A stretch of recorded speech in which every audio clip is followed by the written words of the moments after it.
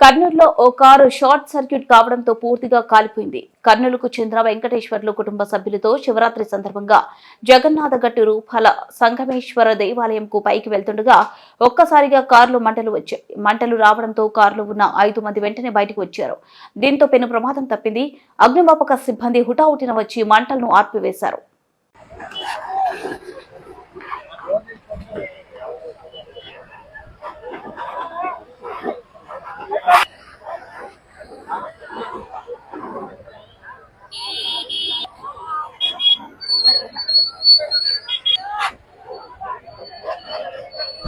సీట్లు అందుకుంటే అది